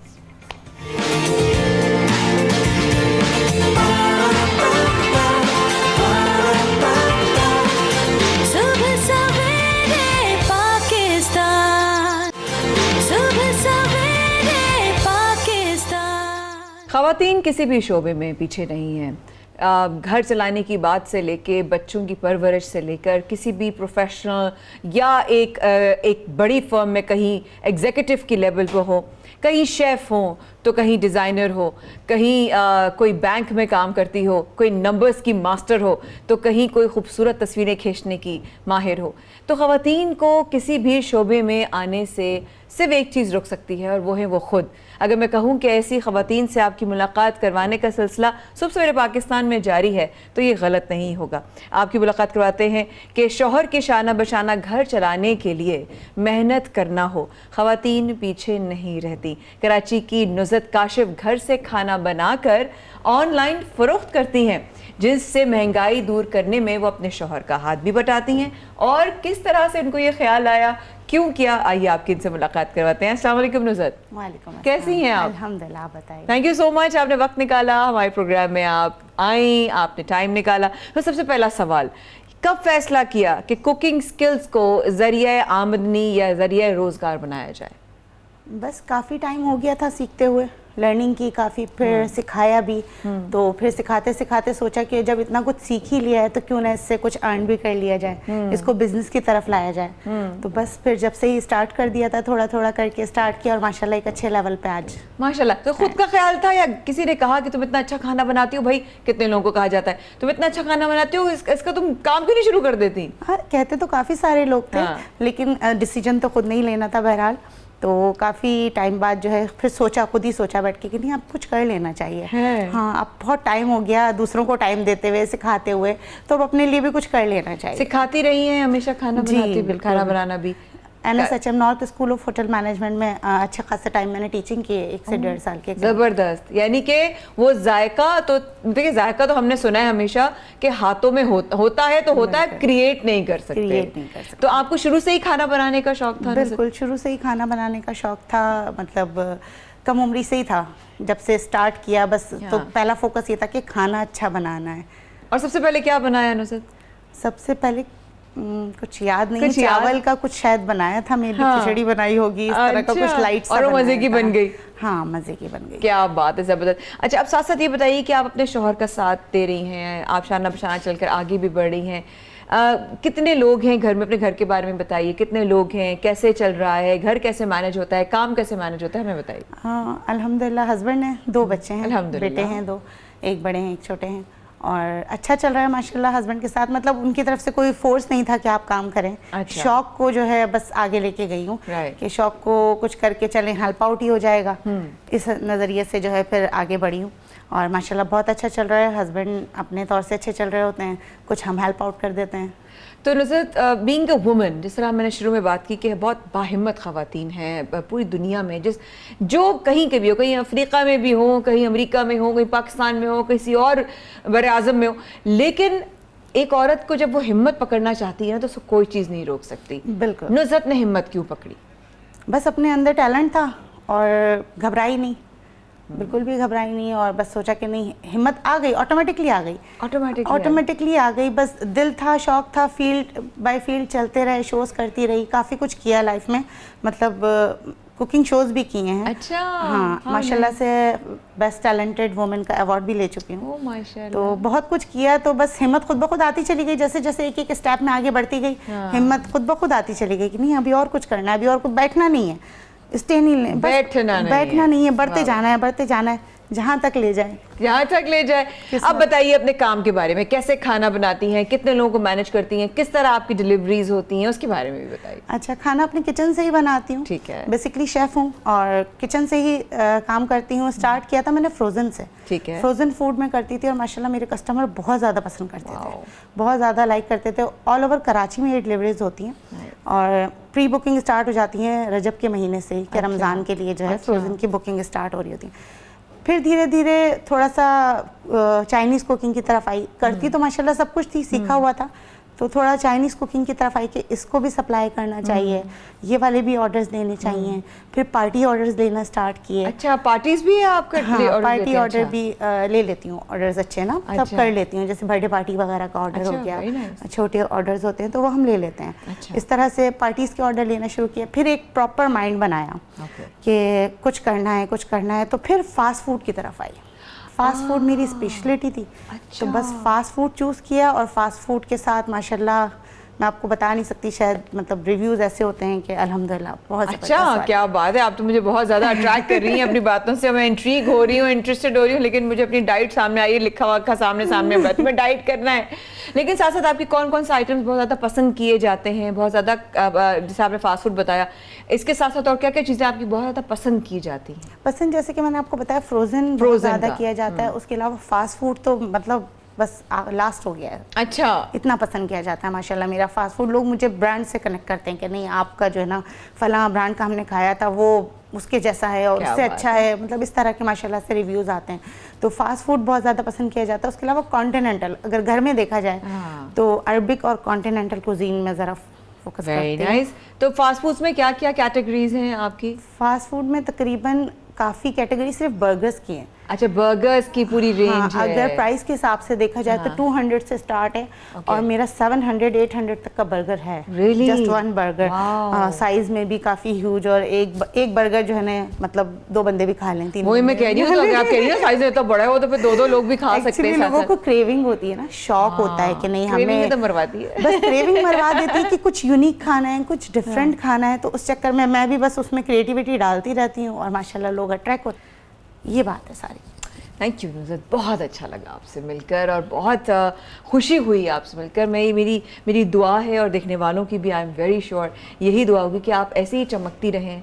और मैं हर खातून को यही दुआ कर देती हूँ, keep shining, keep shining. God bless you. आपके अल्लाह ताला आपके रिस्क में, आपके कारोबार में बहुत बरकत अता करे और आप और आगे बढ़ें, और हमारी दुआ है। Thank you Nusrat for being on the show. Nusrat से आपकी मुलाकात करवाई, जो कि एक शेफ़ भी हैं। पढ़ाते पढ़ाते हिम्मत आई और कोशिश की कि क्यों ना किया जाए, लेकिन उस कोशिश को सोच की हद तक महदूद नहीं रखा और प्रैक्टिकली कर कर सारी दुनिया को साबित कर दिया। बस सोच और सोच को सच करने की काविश के बीच में सिर्फ आप खड़े हैं। पूरा कर जाइए, ये तो थी नुज़रत।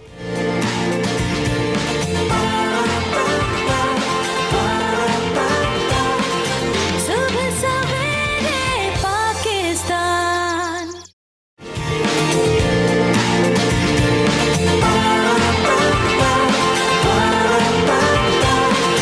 सुबह सवेरे पाकिस्तान।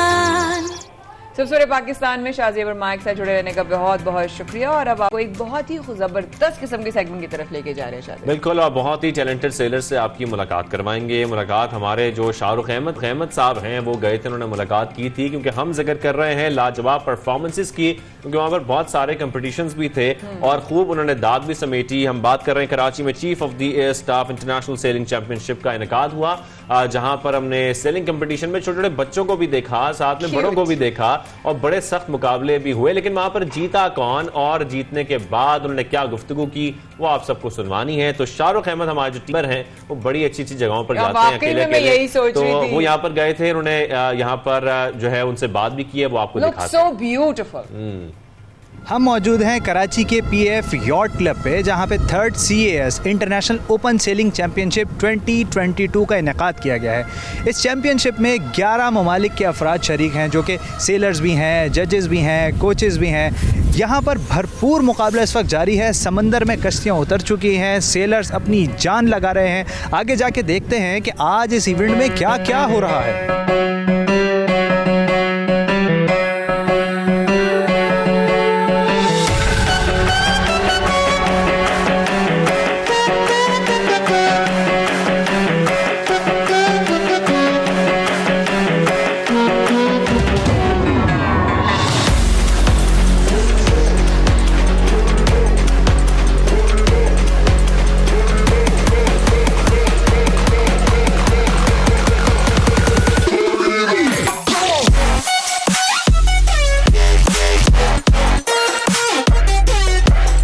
कराची के समंदर में इंटरनेशनल सेलर्स का कांटे का मुकाबला जारी है। 3 कैटेगरीज हैं, जिसमें ऑप्टिमिस्ट है, RSX है और लेज़र 4.7 है।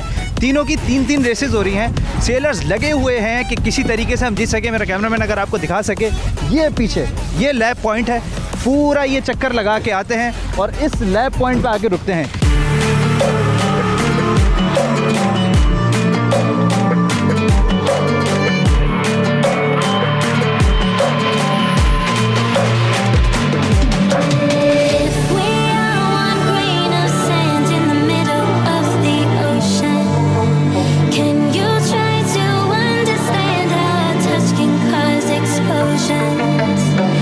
सर्टेन पॉइंट जहाँ से आके सेलर्स को घूमना होता है। इनके लिए ये ऑरेंज कलर के ये स्टॉपर्स लगाए हैं, उनको बताने के लिए कि आपकी हुदूद क्या है, किन लैब्स के दरमियान आपने घूमना है। तो सेलर्स यहाँ आते हैं और ये पॉइंट ऑफ ट्रेंडिंग पॉइंट है उनका, जहाँ से वो घूम के जाते हैं।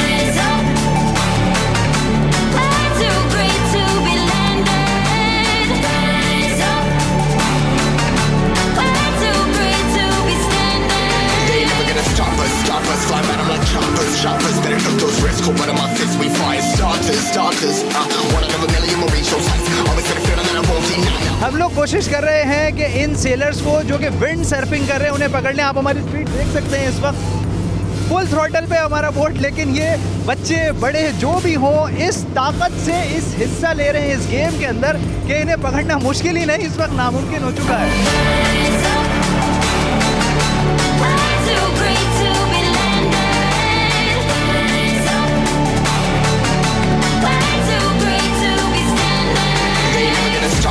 घूमते हम एक थाईलैंड के सेलर के पास पहुंच चुके हैं, जो कराची के इस समंदर और तेज़ हवाओं का मुकाबला कर रहा है।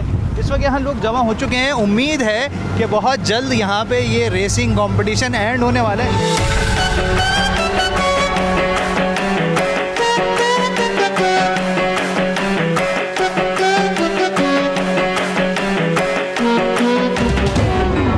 तो जी एक रेस मुकम्मल हो चुकी है। इसमें जिन्होंने पार्टिसिपेट किया, जो सबसे पहले यहाँ पहुँचे उनसे बात करते हैं। अस्सलाम वालेकुम।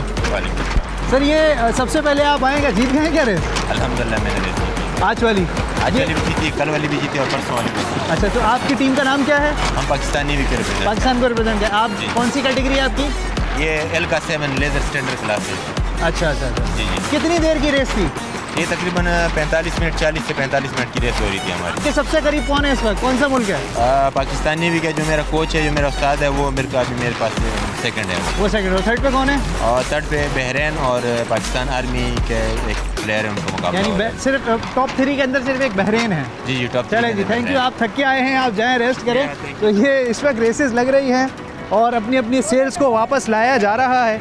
ये देख सकते हैं आप, ये बेचारे बहुत देर से समंदर में थे और अब सेल्स वापस आना शुरू हो गई हैं। रेस अपने कैटेगरी की, लेज़र कैटेगरी की रेसेस थी, वो एंड पर पहुंच गई हैं। सेलर्स वापस आ रहे हैं, अपनी बोट्स को साफ़ कर रहे हैं।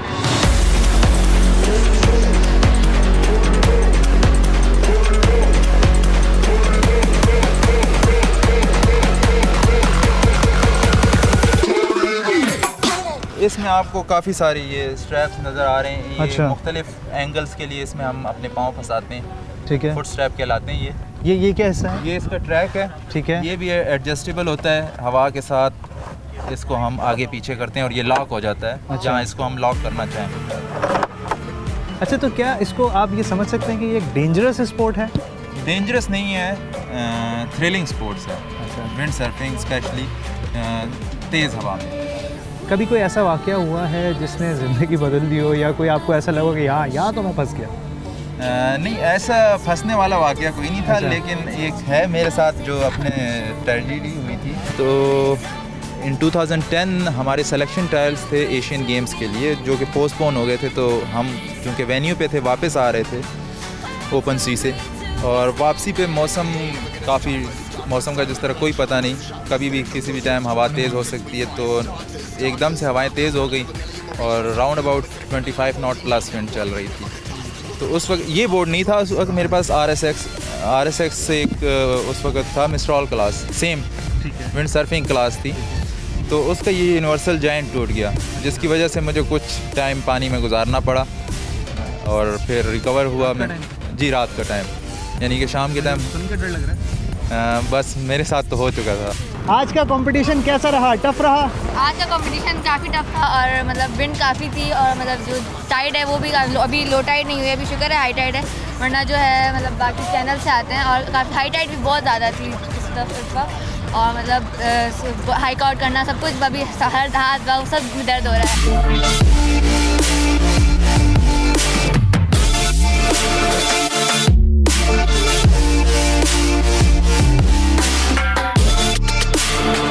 कैसी रेस आपकी? आज तो अच्छी हुई सेलिंग। आज हमने पोजीशन दी है 9 to 8। आज बड़ी अच्छी रेसिंग हुई। अच्छा, अभी जो सेलर्स आ रहे थे वो कहते हैं आज बहुत हाई टाइड है, आज बहुत मुश्किल था सेल करना। आज उनके लिए मुश्किल था क्योंकि आज हाई टाइड ज़्यादा थी। आज हाई टाइड अगर कम होती तो फिर इतना नहीं होता। आज हाई टाइड बहुत थी तो फिर कैप्साइज होने के चांसेस ज़्यादा हो गए थे। तो आप कैप्साइज तो नहीं हुए? नहीं। ट्रेनिंग के दौरान कभी हुए? हाँ, ट्रेनिंग के दौरान 3-4 बार हुआ हूँ मैं, और उसके अंदर टफ भी था सीधा करना क्योंकि तब लो टाइड चल रही थी। इतनी सी उम्र में बोर्ड लेके समंदर में उतर गए हो, घर वाले मना नहीं करते? नहीं मना कर, सपोर्ट करते हैं। बाबा क्या करते हैं? बाबा कहते हैं वापस आ जाओ, नीचे डूब जाओ दे पानी के अंदर। मैं कहता हूँ मुझे जाना है। अच्छा, बाबा कहते हैं डूब जाओगे, लेकिन आप फिर भी पानी में जाते हैं। अच्छा, तो आपको ये सिखाई किसने सेलिंग? ये कैप्टन अशरफ ने सिखाई है। वो रूल बनाते तो उससे हम तो समझ आती है कि स्टारबोर्ड विंडवर्ड इस तरह। अभी तक कोई रेस जीते हैं? कौन सी? ट्रेनिंग वाली जीता। ट्रेनिंग वाली जीते हैं। अभी कौन से ममालिक हैं, कौन से मुल्क के लोग हैं जो आपसे आगे हैं या आपके साथ कॉम्पीट कर रहे हैं? वो एक मुल्क हमसे आगे है, उसका नाम थाईलैंड है, और एक मुल्क हमसे पीछे जिसका नाम ईरान है। अच्छा, तो ये वाइट क्या लगा है? ये सन ब्लॉक। और ये अपने ज़रा शूज़ के बारे में बताओ, अपने कपड़ों के बारे में बताओ, ये क्या है? और बच्चे जो देख रहे हैं, आना चाहते हैं, रेस करना चाहते हैं, उनको क्या कहोगे? ये शूज़ इसलिए लाते क्या वो अगर हम लोग तो वो जूते वगैरह लाएंगे, यहाँ पर स्लिपरी भी होता है, उससे स्लिप हो जाते हैं बच्चे। इससे थोड़ी सी सेफ्टी भी रहती है और सही भी रहता है। और ये कपड़े इसलिए होते हैं क्योंकि साफ कपड़े तो गंदे हो जाते हैं ना, तो इसलिए ये भी सेफ्टी की तरह ये रहती है। चलो, बेस्ट ऑफ लक। हमें उम्मीद है इंशाल्लाह ये बच्चा अपनी रेस जीतेगा। और इतनी सी उम्र में रेस लगाने वाले बच्चों को भाई हमारा सलाम है। और हम देखने वालों को भी कहते हैं कि समंदर मुश्किल जगह नहीं है, हम भी अपना डर कम कर रहे हैं, आप भी अपना डर कम करें।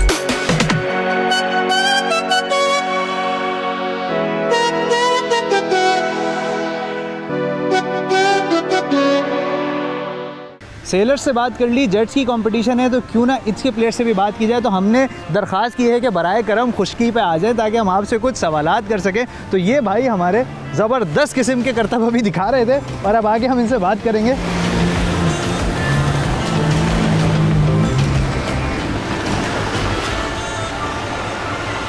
हम क्योंकि ज़्यादा आगे नहीं जा सकते, पानी है, समंदर है और ऊपर से हमने लाइफ जैकेट भी नहीं पहनी, तो हमें अलाउ नहीं है इससे आगे जाना। अस्सलाम वालेकुम सर, आपका नाम? मोहम्मद ज़फ़र। हम देख रहे थे बड़े करतब आप दिखा रहे थे, खूब जेट्स की घूम रही है, पानी उड़ रहा है जी। सर ये प्रैक्टिस कर रहे थे। प्रैक्टिस कर रहे थे? कब स्टार्ट होने वाला इवेंट? अभी कोई आधा घंटा रहता है। अच्छा, हमें पता चला ये पहली चैम्पियनशिप है, तो इसमें कितने एथलीट हैं जो हिस्सा ले रहे हैं? तकरीबन कोई 40 पार्टिसिपेंट थे, तो अभी फाइनल में टोटल 10 पहुँच गए हैं।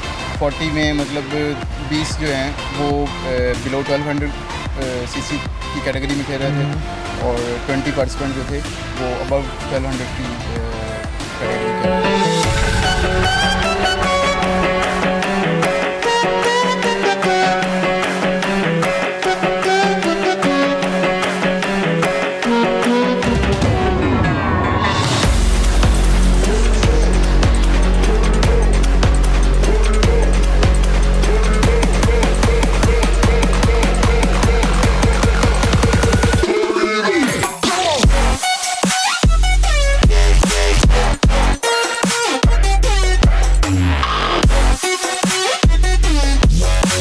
हो रहा है ये, इसका कौन सा वर्जन है, कौन सा एडिशन है? ये इसका 3rd एडिशन है जी। अच्छा, इस बार कौन से ममालिक इस इवेंट में हिस्सा ले रहे हैं? इसमें इस दफ़ा तकरीबन 11 ममालिक जो पार्टिसिपेट कर रहे हैं, जिसमें mainly Bahrain, Turkey, Kazakhstan, Russia, Singapore, Malaysia और इस तरह के कंट्री में पाकिस्तान होस्ट कर रहा है। ये सारे ममालिक जो हैं इनके सेलर्स हैं या कुछ जजेस के तौर पे भी यहाँ पे मौजूद हैं? रेस ऑफिशियल्स भी हैं और प्लेयर्स भी हैं।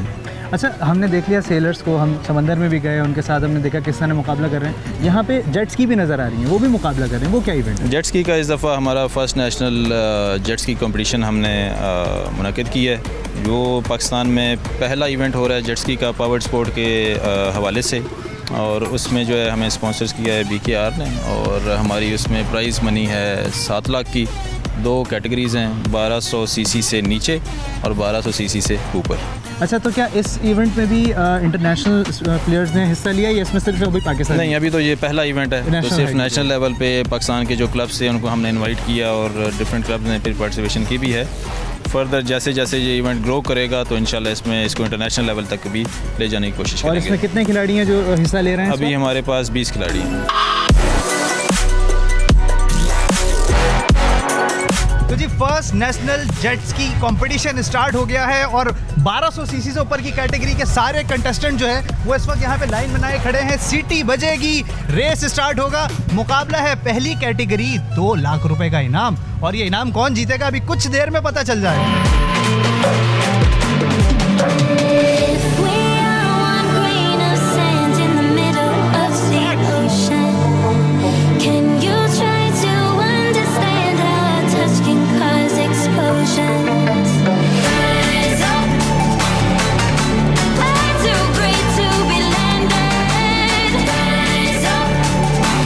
रेस चल रही थी, इस दरमियान हमने एक रेसर को पकड़ लिया, समंदर के बीच में हमारे साथ मौजूद है। भाई कैसी ये बड़ी खतरनाक रेस चल रही है, समंदर चढ़ा हुआ बहुत? आज पानी बहुत रफ है, असल में लो टाइड हो रहा है, इसकी वजह से तो वेव्स बहुत हाई हैं। आपकी कैटेगरी कौन सी है, किस कैटेगरी? 1800 सीसी। और अभी तक कितनी रेसेस, कितने लैप्स हो चुके हैं उसके? मेरे ख्याल से 5 लैप हो चुके हैं और 5 और रहते हैं। क्या पोजीशन है आपकी?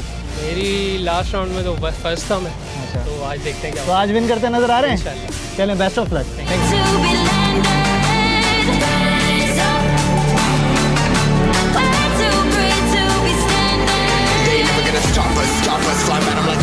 Shoppers, better took those risks. Hold one of my fists, we fire starters.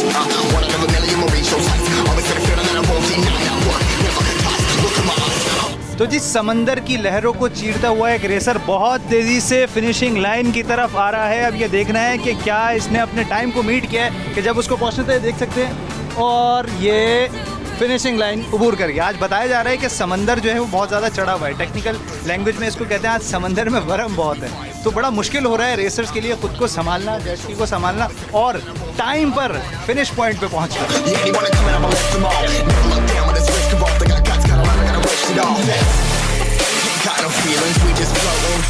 Yeah, I'm that grain of sand that made it out the ocean. A couple million now, I'm causing a commotion. I've been coasting, hear my name around the world like an explosion.